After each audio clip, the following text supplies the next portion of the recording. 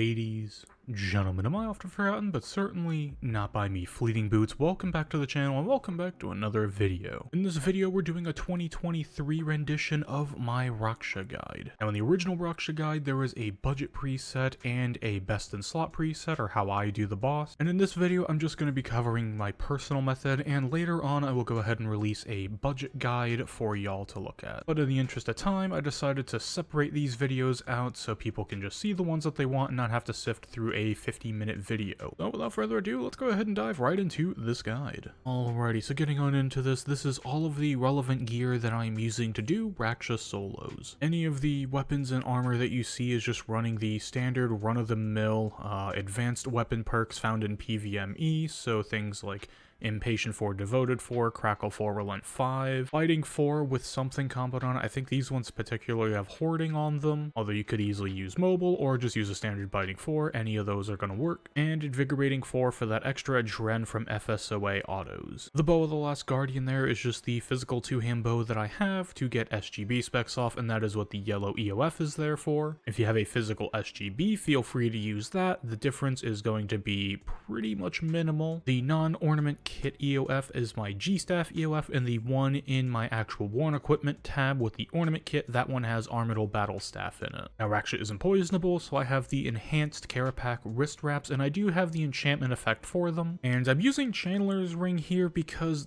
there's something odd with raksha. I don't know what it is. I don't know, maybe if it's a bug or something with how crits work. I don't believe there's any accuracy calculation in factoring crit chance, but for some reason I've been noticing a lot more crits with Chandler's Ring at this boss specifically than Reaver's Ring. You know, when I'm at Carapac or if I'm at Solak or something, I'm using Reaver's Ring, I have a pretty good grasp on what a normal amount of crits should look like. But here at raksha, it seems drastically down. Like, it is really far down there as far as, you know, kind of like an average number of crits go. So I swapped over to Chandler's and was finding a little bit more consistency. Now, yes, Chandler's Ring with the enchantment is going to be 1% less crit chance, but give an additional 3% chance on crit damage. However, it only works on G-Conk, Tendrils, and Asphyxiate, as well as Armidal Battle Staff. However, for some reason, I've just been noticing a lot of crits with this ring, so that's why I went with it. If you have any idea on why Reaver's Ring seems to really underperform at raksha compared to other bosses, feel free to leave it in the comments below. Now, I should mention that this is a non-pool skip method. I never pool skip here, honestly. I don't really find it to be too worthwhile, at least for the amount of effort that goes into, you know, setting it up on a dummy and doing an entire dummy build, starting your sun and getting your Tsunami and FSOA spec off on the dummy, and then starting it that way to then sun and skip the pools on phase 2 and 3. And so what I do is a more standard method where I just use Bladed Dive to kill the pools, and I have a InGen SGB to help out with damage on phase 3. This amount of food, honestly, for magic kills is kind of overkill. You could easily get away with having a little bit less in here to make room for drops, but balance out the food for how you see fit.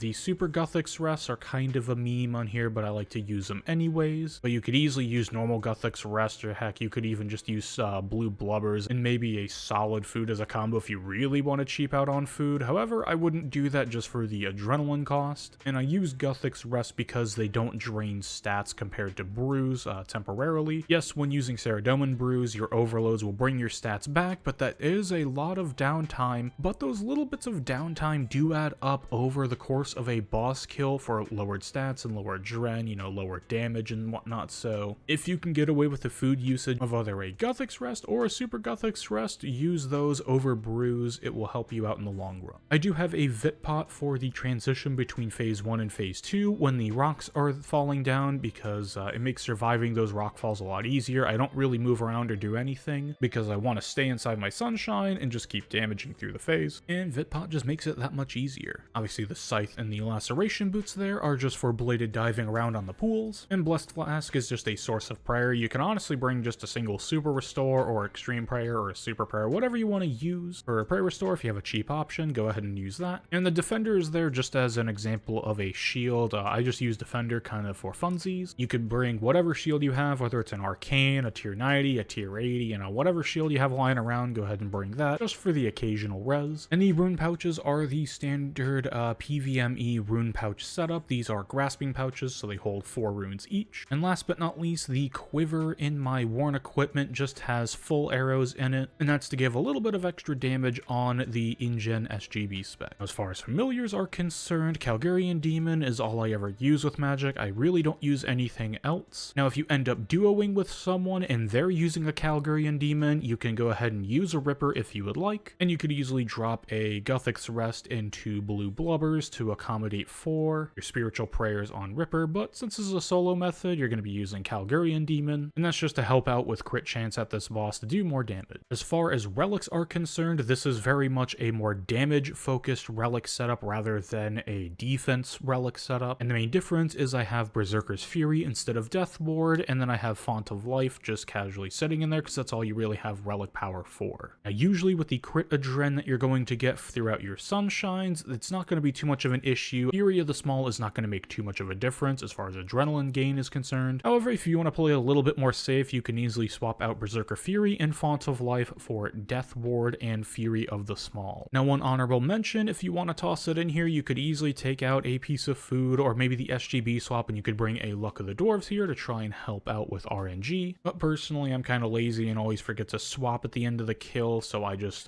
don't bring it. Maybe one day they'll bring Luck of the Dwarves down in cost to 50, so instead of Font of Life, I could just run that. Or an idea that a couple other friends of mine had is to have a separate section of relics for scalar relics and have Luck of the Dwarves in there, but that's a discussion for another video. Anyways though, I think that wraps up the gear portion pretty well. Let's go ahead and get into that example kill. Alrighty, we have our preset loaded up, we're ready to go. Now before I start the kill, I'm just gonna go over the big picture ideas of how this kill works. Basically for phase 1, I'm just gonna do a big sunshine, and it's gonna cover as much as phase 2 as RNG will allow me to. And for phase 3, I'm just going to bladed dive around, use SGB to help out with a little bit of damage there if I need it, and I'm just going to keep threshing P3 after I do the pools and whatnot. Then for phase 4, when I'm over in this section of the room, you just get auto run through. I will be sunning as soon as possible. If A pot's off of cooldown for kind of a slower kill, then I'll go ahead and use that. If not, it's no big deal. And I'm just going to be utilizing the shadow anima that I get and kind of in this area. I'm not going to run around and collect. It is just better to go ahead and sunshine and just get the damage over with sooner rather than later. But with that kind of big picture overview of the kill out of the way, let's just go ahead and get into a kill. So once I load into an instance, you start right on this tile, and then I just surge, and surge again, devotion, sunshine, and then target cycle with smoke cloud into a G-conk, D-breath, corrupt.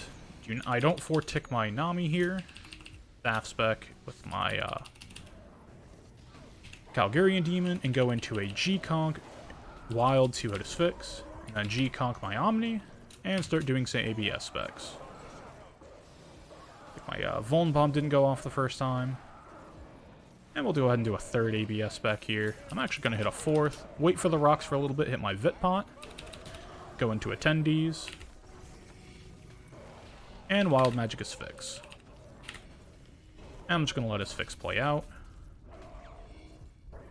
Into a Rack and Ruin, G-conk, D-breath, maybe get a couple bleeds out here. And I'm just going to leave Exsanguinate on. Wait for that text message. Then go ahead and start bladed diving. Sometimes, like, one of these don't work on the pools. Like, there it didn't, so I'll just Hurricane. People have explained to me why, but I honestly never remember, so it is what it is. And then we'll just go ahead and get on the boss. Maybe toss another Vuln Bomb. Go into an auto Omni Power. And maybe something like a auto Wild Magic, a D-breath, a little SGB spec here, G-conk, fix, maybe a bleed into a Freedom main hand 2H auto, D-breath, and we'll just keep kind of damaging until the phase is over. Did auto Deep Impact there to finish it off, and we're into the final phase of the boss. You can go ahead and click Soul Split there. Words are difficult. And what I do here is just get some bleeds going.